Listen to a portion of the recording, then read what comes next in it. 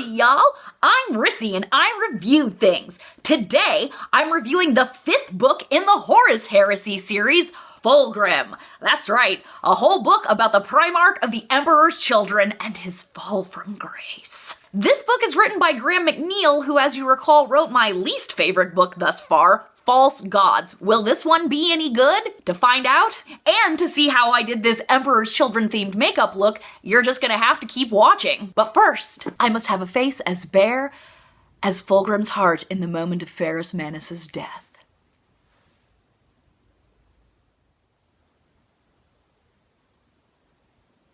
Oh yes.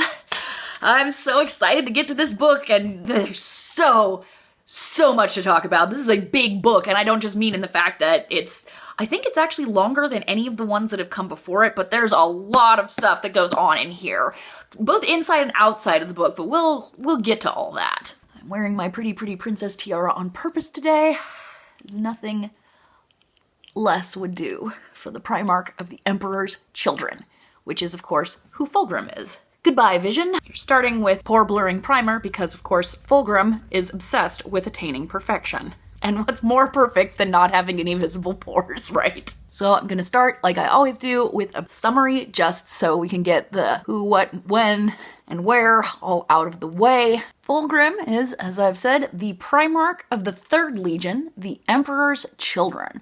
And of course, it's a big fucking deal that they get to call themselves that and that they get to use the Imperial Eagle on their armor. How did that happen? Well, all of them initially came from Terra, of good noble stock, and they were nearly obliterated by some very early campaigns in the Grey Crusade, even before Fulgrim was found by the Emperor and brought into the fold. Because they were able to perform so incredibly, even with few numbers and against great odds, they were honored with the name of the Emperor's Children. Now, we've met plenty of characters from the Emperor's Children before, most notably Saul Tarvitz and Lucius, aka Lucius the Eternal, in previous books. But it's in this novel where the Legion as a whole gets really fleshed out, because of course the central character is its Primarch, and the novel is all about his fall from grace. In the far-flung future, where there is only war, the Emperor's Children are a Chaos Legion, and they serve Slaanesh, the god/goddess of sensation,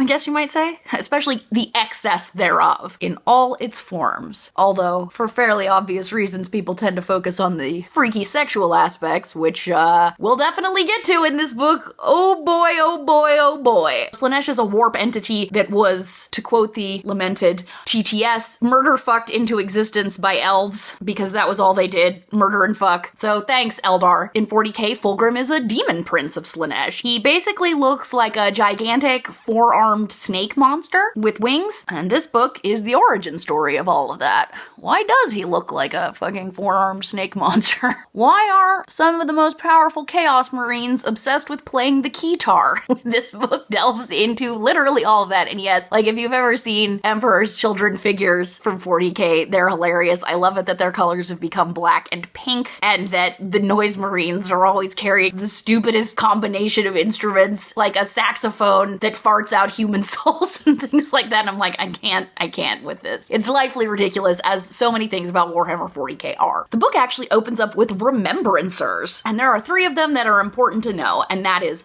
Ostian, who is a sculptor, and possibly Graham McNeil's self-insert, but more on that later. There's Serena DeAngelis, who is a very gifted painter, and there is Becca Kinska, who is a monstrous tempter and corrupter and a complete freak, and also a composer. The opening of the novel is where we get all of its themes laid just right out there for you. It's not particularly subtle, but then why should anything involving the Horus Heresy be subtle? Ostian is holding forth that it's far worse to set your sights lower and achieve that goal than to seek perfection and fail, that you should always be striving for perfection even if it eludes you, and generally, as mortal beings, perfection will always be elusive. Fulgrim, unlike a lot of the other Primarchs, actually loves Remembrancers. He loves having them around, he wants as many of them as possible because he loves art and culture. On his adoptive home planet of Chemos, which was just a used up mining world until he got there, he managed to bring back art and culture, and ever since has striven to enlighten the universe as part of the Great Crusade with more art and culture culture. So he's got tons of Remembrancers on his ship, whereas, say, the World Eaters and the Iron Hands just had them shipped back home. They're like, no, we're not doing this. Get off the fucking ship. Go away. The Remembrancers are discussing this while the Emperor's children are preparing to go down and finish off the last holdouts on a planet called Laeran. Fulgrim has been striving, again, ever forward for perfection, to try and conquer this planet as quickly as possible. This is both his triumph and his tragedy, as we will see. With the Remembrancers, Becca Kinska starts hitting on Ostian, and he is having none of it because she's kind of gross, and she's old, but she's had a lot of plastic surgery and rejuvenation treatments, and even though she looks pretty good, Ostian is like, no, you're a gross old lady, and you're very weird, and I don't like you. Serena and Ostian kind of have a thing, like Ostian is super into her, but Hims is shy, and so he doesn't make a move. Becca Kinska is fucking pissed at him for turning her down, and the upshot of this is that Fulgrim allows the Remembrancers to come down to the planet and watch the final clear out of the Laeran forces. Ostian is not with them, and this is very, very important because this is the don't go in there moment. Down on the planet, there are a bunch of four-armed snake people. Yep, four-armed snake people who, when Fulgrim and his army show up, they have basically decided that fighting to the last is not what they're gonna be doing. They're gonna be fucking to the last. There's pink clouds of incense billowing everywhere in this giant temple. To whom might that temple be, do you suppose? It's Slaanesh. And the snake people are just on the ground banging as if there's no tomorrow. And for them, there will be no tomorrow because the Emperor's children make short work of them. But clearly, they don't care. They know something Fulgrim doesn't. And that's, don't take your goddamn helmet off when there's clouds of pink incense and some kind of weird-ass sexual ritual going on. Why would you do that? Characters taking off their helmets when they shouldn't is a long, proud tradition of, well, fiction in general, but especially military fiction. So I guess I don't entirely blame Fulgrim for that. There's weird-ass music playing, which of course Becca Kinska is intrigued by as a composer, so she starts pretty much looting the planet of musical instruments and shit and recording everything that she can. All the Remembrancers are fascinated, and Fulgrim himself is captivated by a very special sword that's just kind of stuck in the middle of the floor in this creepy sex temple full of dead snake people who previously were engaging some kind of eldritch sex ritual. Don't do it, dude! Don't pick that sword up! But he does. He has to have the sword as a trophy of what he's just accomplished, which is pretty great, conquering this planet with incredible speed, with as few lives lost as possible, and he is driven to glory, as all the Primarchs are to some extent. He has a huge glory drive. This is where everything begins to fall apart for Fulgrim, and if you are noticing some similarities to the story of Horus's fall from grace, which was also written by Graham McNeil in False Gods, which is thus far the least good book in the series, you're not wrong, but we're gonna get into that later. Fulgrim goes to the center of this room where his sword is just standing, picks it up, and is like, oh, this is great. The sword is evil. The sword is possessed of a malign intelligence that is now going to be whispering into Fulgrim's ear for the rest of the story. Right up until the very end.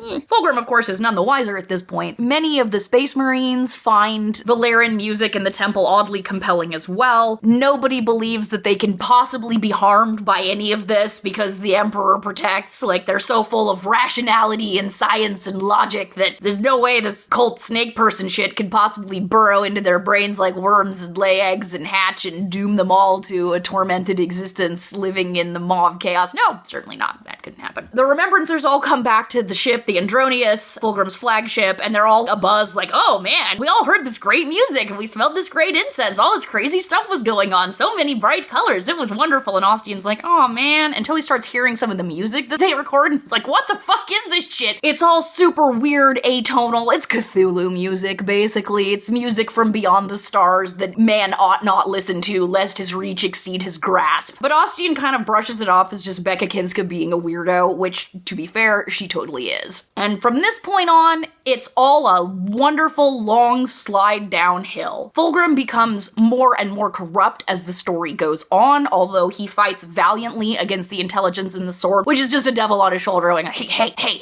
whatever the worst possible thing to do in this situation is, you should do that, definitely. Fulgrim's obsession with perfection leads him to trying makeup. It starts off as just a little bit, which lightly enhances his features, and then by the end of the book, he's just got a face covered in powder and way too much blush. And I'm like, oh, Fulgrim, did your mom not teach you how to do any of this in high school? He also ends up covered in tattoos. So really, is this just him rebelling against his dad?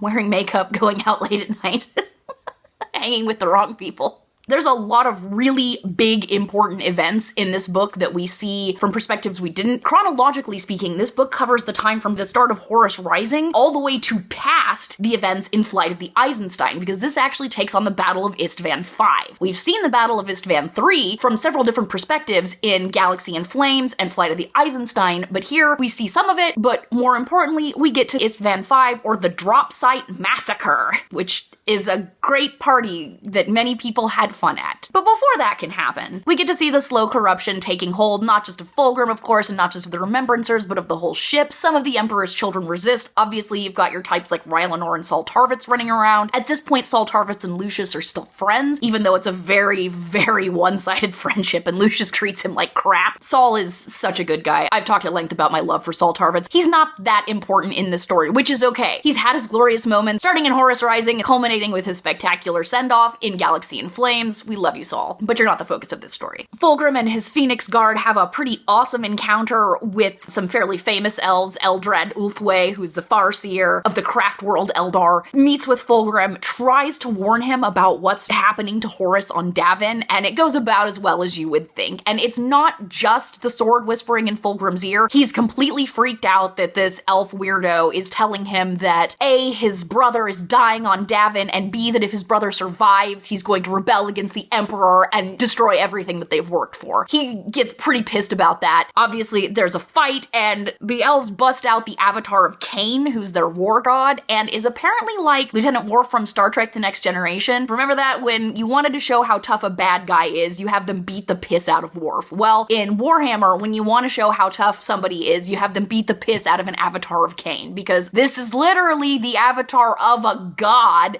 and Fulgrim wipes the fucking floor with him. Although it does burn up his beautiful hands pretty badly. Fulgrim not taking the prophecy so well, and the elves reluctantly withdraw. For this eye look, I've got plenty of purple shadow, but it took me a long time to kind of figure out what I wanted to do. The purple that the Emperor's children initially used in 30k is not a violet purple, it's more like a scarlet purple. It's got some red in it, so I finally found some pretty good eyeshadow matches for their color scheme, so we'll see how this goes. While they're off conquering worlds and fighting with elves, the shit with the Remembrancers is getting freakier and freakier by the minute. Becca Kinska is creating an opera called the Maraviglia. It's going to be put on in the giant performance hall, La Finesse, that they've got set up. Ostian is meanwhile sculpting out of the most perfect marble possible a statue of the Emperor himself, which initially Fulgrim is super psyched about and gets noticeably less so over the course of the novel. Ostian is also wondering what the hell is going on with Serena DeAngelis, and we're all wondering what the hell is going on with Serena DeAngelis, because oh my god, y'all, oh my god. She has obviously been corrupted by the Laeran influence, but in her, because she was a pretty good person to start out with, this takes a pretty weird form. She too is obsessed with perfection, and in particular, she wants to render Fulgrim's portrait. He is, of course, himself about as perfect as you can be. She wants the colors to be as vibrant as possible. She wants to capture his essence. This is indeed foreshadowing. And so she starts luring men back to her quarters to have sex with them, and then at the moment of full release, slitting their throats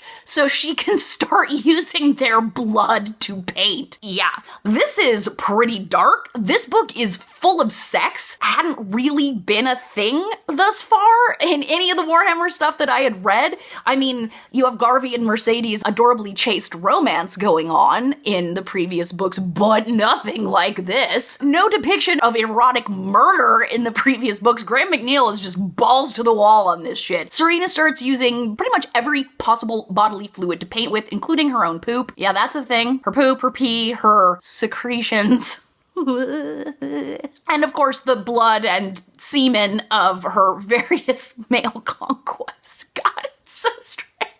To try and get this painting of Fulgrim just so. And eventually it gets to a point where Fulgrim is super happy with it, and all of the Remembrancers who went down to the snake alien planet think it's just the coolest thing ever. The colors are so vibrant. Oh my god. Ostian stops by and is like, what the fuck is this shit? And she's like, you don't understand. It's art. Meanwhile, she's got this giant tub of human bodies rotting inside acid and trying to hide it from him. He leaves, and too late she realizes that she loves him and maybe he could have saved her. Then she goes back to her crazy poop painting. The painting of Fulgrim gets hung up in La Finesse, and everyone's like, oh wow, this is just the best thing ever. About midway through the novel, Horus makes his power play. He summons up Fulgrim and explains to him exactly how his dark conversion happened. In a scene that should have been in False Gods, he explains to Fulgrim that he has all this evidence that he was shown visions of the Emperor becoming a god, and that half of the Primarchs are missing, and he also found the evidence of the Lectitio Divinitatis amongst his own men, and has realized that the Emperor is going to murder them all in his quest to become a god after the Great Crusade is finished. Fulgrim, confronted with this evidence, and Horus actually provides evidence, as well as the evil snake sword hissing in his ear, falls for it, hook, line, and sinker. He joins Horus's cause. Horus gives him the Anathame, the evil dagger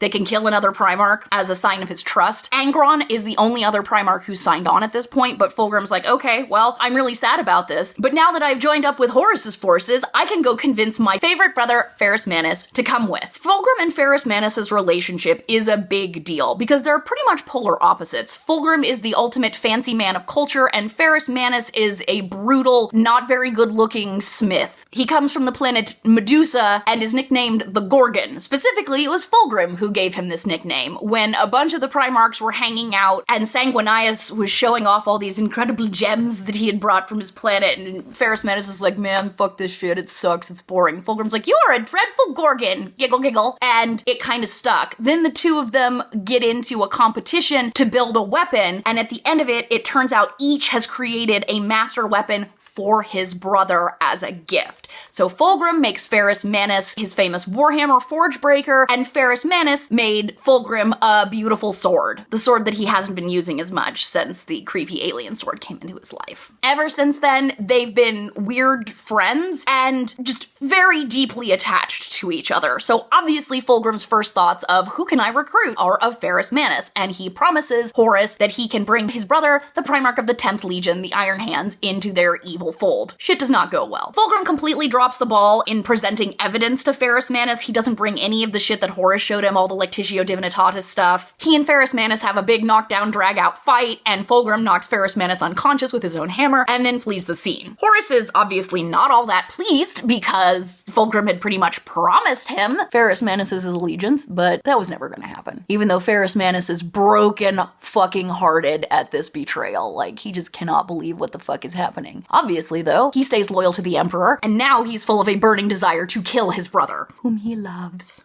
Just kinda packing this darker purple shade on the lid. Take a smaller, more flexible brush and just kinda blend that into the crease.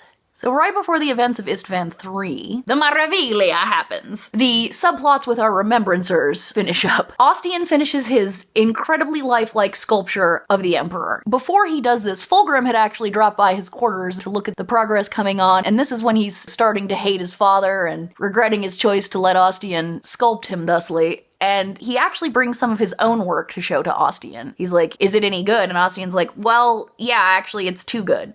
It's too perfect. You have to have some kind of imperfections in your art, otherwise it just feels wrong. And Fulgrim just cannot fucking handle this. Once the statue is done, Fulgrim shows up to look it over, is like, yeah, this is really fucking perfect, except for it's missing just one little thing, and stabs Ostian through the chest, through the statue. Yeah, he impales the statue, it catches Ostian in the back and comes out of his chest, and he just leaves the statue there. Shortly thereafter, Serena DeAngelis finds this because she's suddenly had a moment of doubt and realized, like, oh man, my life is so fucked up, what have I been doing?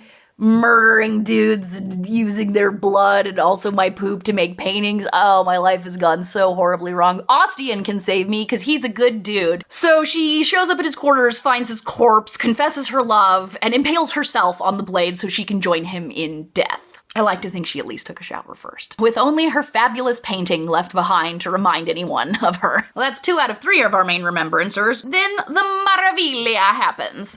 And oh my god. Like, okay. This part of the book, on one hand, it's really great. If you've watched my review of False Gods, you know Graham McNeil is really great at big, bombastic, crazy scenes of evil shit going down. This is absolutely his wheelhouse because it is an opera and symphonic performance of the evil snake music and Becca Kinska's interpretations thereof. She's invented all these new horrible instruments, like the keytar, has her orchestra using them to play the music of chaos. And does this please Slaanesh? This pleases Slaanesh. During this performance, some of the remaining good guy Remembrancers try to flee the scene and are murdered as part of it. The Maraviglia turns into a horrifying, sweaty orgy of sex and death because of the chaos powers released from the music. The woman who's performing the vocal part transforms into a demonette. This is our first glimpse of them here in the world of 30k. Some of Slaanesh's favorite servants who are kind of hot babes and kind of crab people. What do you think of this eyeshadow, y'all? I think it's got that lovely kind of pinky purple. It's a little bit more restrained than the Chaos era colors of the Emperor's Children, obviously, but I kind of wanted to celebrate them in their non-chaos form for this one book. I'm just gonna go ahead and clean this up a bit. The soprano performer turns into a demonette, then the rest of the orchestra follows suit. Becca Kinska, the conductor, just gets stabbed through the chest by said demonette and dies in a rapture of ecstasy. Meanwhile, many of the Emperor's Children are so utterly transfixed and wrapped that they kind of start turning into recognizable Chaos Marines, like their jaws distend because they're like, I'm trying to sing along, all the noise must come out of me, bah. They end up with permanently distended jaws because of this. Many of the Space Marines immediately rush the stage as soon as she's dead, because obviously the orchestra stops doing their thing now that their conductress is dead. They grab up all the bizarro instruments and start playing them, and these become the first Noise Marines. The spell of Slaanesh working its way through the crowd causes, well, an orgy of sex amongst the mortal human attendees, and then an orgy of violence from the Space Marines. And let me tell you, this is one of the things I was very unhappy about with this book, because I knew it's like, okay, Fulgrim is falling to Slaanesh, that means Space Marines are gonna fuck. They did not fuck. They did not. Nope. They just go nuts and start killing. I was like, man, what the hell? Blue-balled again!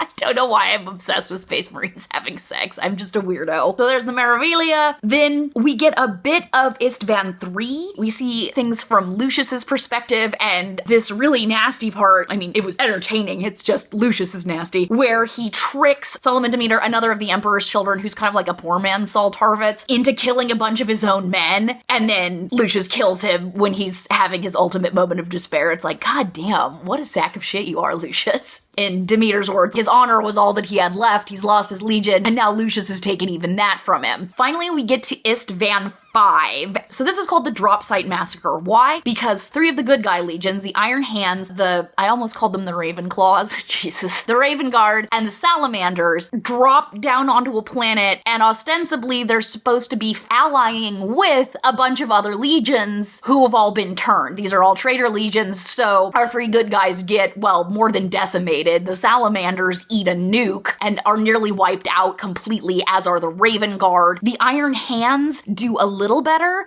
because most of their fleet was actually elsewhere, so they come out with the highest numbers. They also come out with the most trauma because this is the big final showdown between Fulgrim and Ferrus Manus. He and Ferrus Manus fight. Ferrus Manus actually shows up early, just rushes straight at Fulgrim in an extremely foolhardy manner, but he's got his honor on the line, so you can kind of understand it. Fulgrim beats the shit out of Ferrus Manus, and then after a long moment of doubt, cuts his fucking head off. It's pretty clear at that point that it's the sword that's forcing him to do it. He got all the way there, and then at the last second stops and realizes like, oh fuck, I have betrayed everything I stood for nothing. I'm about to kill my brother. What the fuck am I doing? And the sword's like, lol, no, chop, choppity chop, chop, chop, chop, chop. This is the first time we've seen a Primarch die. Ostensibly, the Primarchs of the 2nd and 11th Legions have been dead for a while now, but nobody knows about those. The death agonies of a Primarch do a bunch of crazy shit psychically and in the physical realm. There's hurricane force winds unleashed by this decapitation. It's very awesome. Also sad, poor Ferrus Manus, R.I.P. Fulgrim's shock and horror at what he's done causes him to basically retreat into his own mind to try and get away from his own actions, and at that point the persona inhabiting the sword just completely possesses his body, and Fulgrim's soul becomes trapped in Serena DeAngelis' painting of him. And that's the end of the book. Whew! That is a lot. That is a lot of shit to happen. I'm going to try something because, of course, the Emperor's children are purple and gold, much like the cohorts of Sennacherib. That's a very timely 19th century poetry reference. We're just going to see how much gold I can bring out on top of that purple. Yeah, what a wild ride that book is. Here I thought that Graham McNeil sucked at doing big emotional moments. It turns out, no, he does not. Actually, he's pretty freaking good at them. I guess maybe he just worked on his craft in between writing books 2 and 5 of this series. This is a pretty landmark book, and it's very important. Obviously, I do recommend anyone who's reading the Horus Heresy should read Fulgrim. There's a lot of information in it. And also, this is the book where the entire series is reconceptualized. It's not a coincidence that this book is pretty much a condensed version of the 4 previous books just about Fulgrim, instead of being about primarily the Luna Wolves, but also the unfolding of the entire heresy all in one go. Do that on the waterline. Actually gonna tight line, which I hate doing, but is important. Okay, there we go. The subject this time, instead of Horus's fall from grace, it's Fulgrim's fall from grace that we're getting. There's apparently scuttlebutt that this series was supposed to be 7 books. I don't know why anybody at the Black Library or Games Workshop thought they could boil the entirety of the Horus Heresy down to 7 books, but they did. Which explains, of course, some of the breakneck pace of the first 3 books, and it just seems like somewhere in between Flight of the Eisenstein and Fulgrim, somebody realized, you know, people are really eating this shit up. Maybe we don't have to restrict it to 7 books. I'm imagining like little dollar signs firing over everybody's head. And thus, the decision was made that like, no, we're gonna go ahead and expand all of this. We're gonna go ahead and give every legion its spotlight. We're gonna examine all of the shit that the bad guys are doing as well as the good guys. Kind of outline the gold. Okay, there we go. I have made my eyes look at least a little bit snaky. Got the purple and gold in there as well. Clearly, this book is kicking off kind of the new Horus Heresy. Although it's interesting that they gave it back to Graham McNeil because this whole book feels like a complete do-over for False Gods, where McNeil manages to actually get shit right. Because he colossally fucked up Horus's turn to the dark side in False Gods. Here, Fulgrim's fall is slow and it makes sense. Every step of the way, you understand his motivations as to why he's doing the things that he does and making the decisions that he does. Unlike with False Gods, where it's like 30 seconds and Horus is the slave of the dark powers. Since Fulgrim has perfect cheekbones, I'm gonna go ahead and play up the contour a little bit. One of the few problems I have with this book, besides its relentless blueballing, is that for all that it is a much improved version of False Gods, it needed an extra round of edits because there's a lot of places where the prose is just bad, and by bad I mean there's like a block of 2 sentences and they each use the same words over and over again, and this happens 10 or 12 times in the text, and I'm like, did nobody go through this and check? Because this would be really easy stuff to fix. Once again, Graham McNeil's writing is inconsistent, but this book is so much better than False Gods. McNeil proves here that he absolutely can handle those big emotional beats. I guess he just couldn't handle it for Horus, but he does a great job here with Fulgrim. The moment where Fulgrim has just killed Ferrus Manus, you feel that howling emptiness inside him, and then just this horrible despair and rage, just all the shit that he's going through. Like, Fulgrim seems very human in this, even though, I mean, he's not human, or at least not mortal, but his decisions make a lot of sense. He feels very real. I also enjoy it that Fulgrim doesn't like Erebus. Like, fuck Erebus. Seriously, fuck that guy. So inconsistent writing is a problem with the book. The other major issue is that Graham McNeil clearly has problems with women. Or a woman, I guess. What am I talking about? All right, we're gonna put on our tinfoil hats. Yes, I made a tinfoil hat just for this occasion, because I'm about to unleash some serious weirdness on y'all. We saw the beginnings of this back in False Gods with, if you recall, the character of Petronella Vivar, who was a loathsome, rapist, rich bitch, monstrosity character. She's one of the Remembrancers. She's a damn fine writer of histories, and Horus throttled her to death at the end of the book, which sucks. I still think a cool change would have been for him to like, ha ha ha, I'm evil Horus now, and for her to drop to her knees and be like, yes, and I am your willing slave. Let me chronicle the rise of the new Horus. And for her to be his personal biographer, that would have been amazing. But, now we know why she had to die.